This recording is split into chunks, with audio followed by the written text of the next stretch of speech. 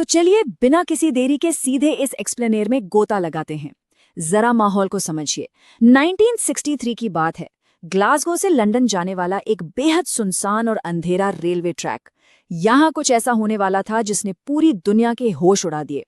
Great train robbery, इतिहास की सबसे दुस्साहसिक और मशहूर घटनाओं में से एक। जरा इमेजिन कीजिए, रात के ठीक 3 बज रहे हैं। तारीख है 8 अगस्त 1963।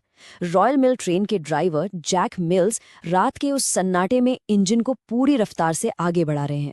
लेकिन तभी सीयर्स क्रॉसिंग के पास अचानक एक लाल सिग्नल चमक उठता है। अब इस सुनसान जगह पे रात के 3 बजे लाल सिग्नल, ये बिल्कुल अजीब बात थी। लेकिन सुरक्षा नियमों का पालन तो करना ही था, इसलिए मिल्स ने तुरंत ब्रेक लगाई और ट्रेन वहीं रुक गई। और बस यहीं से सदी की सबसे बड़ी डकैती शुरू होती है। आप सोच रहे होंगे कि इसमें ऐसा क्या खास था। इस ट्रेन से जो रकम चुराई गई उसकी आज के समय में वैल्यू लगभग 67 मिलियन पाउंड्स है, यानी करीब करीब 800 करोड़ रुपए। और सबसे ज्यादा हैरान कर देने वाली बात पता है क्या है? इतनी बड़ी डकैती को अंजाम दिया गया और वो भी बिना एक भी गोली चलाए।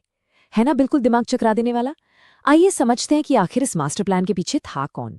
पहला अंक, मास्टरमाइंड और इनसाइड मैन। इस बेमिसाल डाके के लिए ब्रूस रेनॉल्ड्स नाम के शख्स ने 15 से भी ज्यादा अपराधियों की एक तगड़ी टीम तैयार की थी। लेकिन इस पूरी प्लानिंग की जो असली नींव थी वो रखी थी रॉयल मेल के ही एक रहस्यमयी इनसाइडर ने। इस गैंग का असली टारगेट था ट्रेन का HVP यानी हाई वैल्यू पैकेजेस डिब्बा। ये वो खास डिब्बा था जिसमें भारी मात्रा में कैश ले जाया जाता था। अब उस इनसाइडर ने गैंग को एक ऐसी खुफिया जानकारी दी जिसने उनकी किस्मत खोल दी। उसने बताया कि डकैती वाले दिन सुरक्षा अलार्म वाले सभी डिब्बे आउट ऑफ सर्विस होंगे और उनकी जगह M3024M, M3024M नाम का एक रिजर्व डिब्बा इस्तेमाल होगा।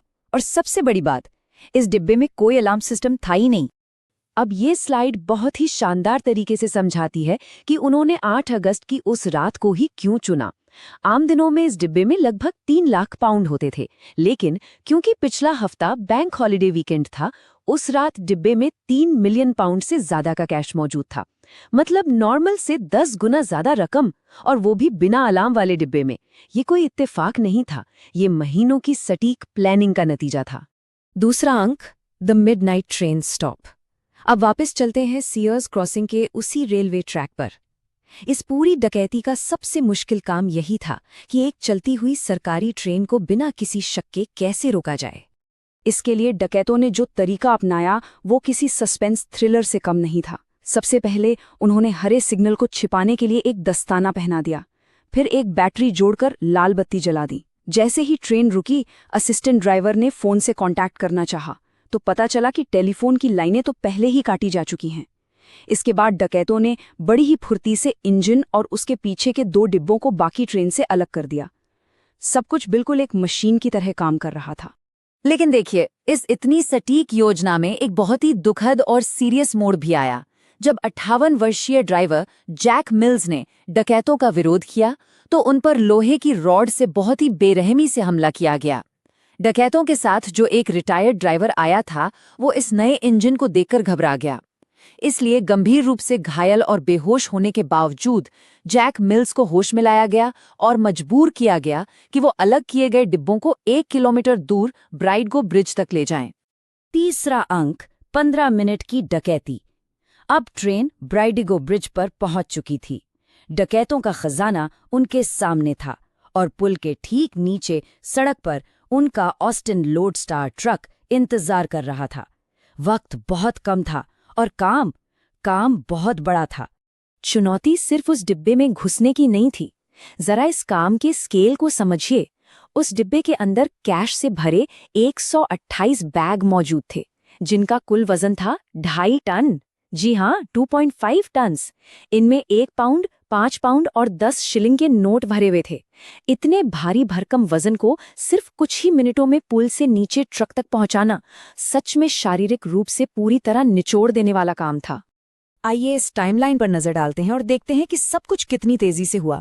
डकैतों ने एक ह्यूमन चेन बनाई। रात 3 बजे ट्रेन रुकी थी और 3:15 तक उन्होंने 128 में से 120 भारी भरकम बैग्स ट्रक में लोड कर दिए। बाकी 8 बैग्स टाइम कम होने की वजह से वहीं छोड़ने पड़े। इसके बाद वो वहां से निकले और सुबह 4:30 बजे वारदात की जगह से 43 किलोमीटर दूर अपने ठिकाने लेदर स्लेट फार्म हाउस पहुंच गए। चौथा अंक, द मोनोपोली मिस्टेक।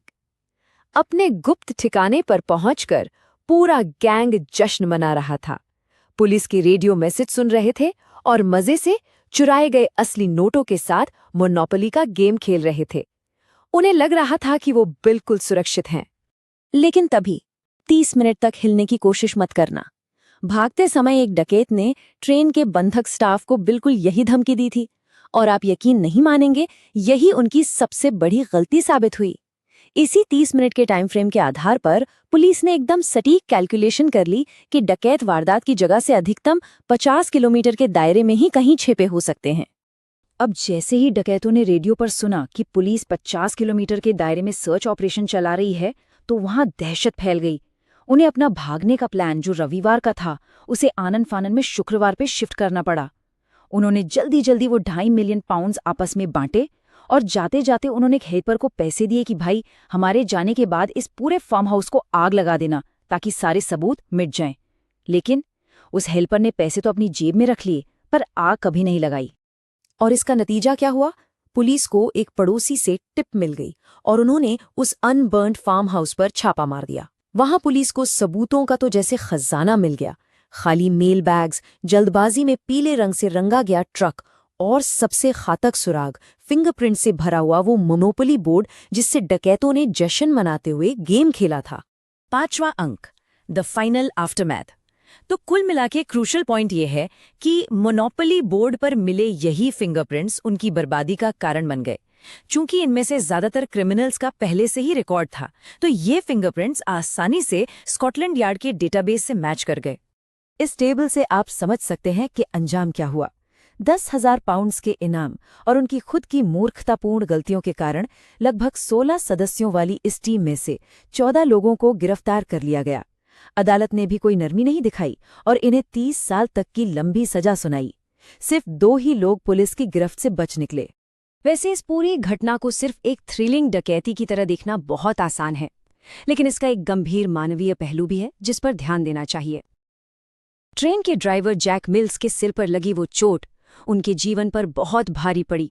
वो उसके बाद कभी दोबारा काम नहीं कर पाए और उस भयानक सदमे के कारण 7 साल बाद ही उनका निधन हो गया।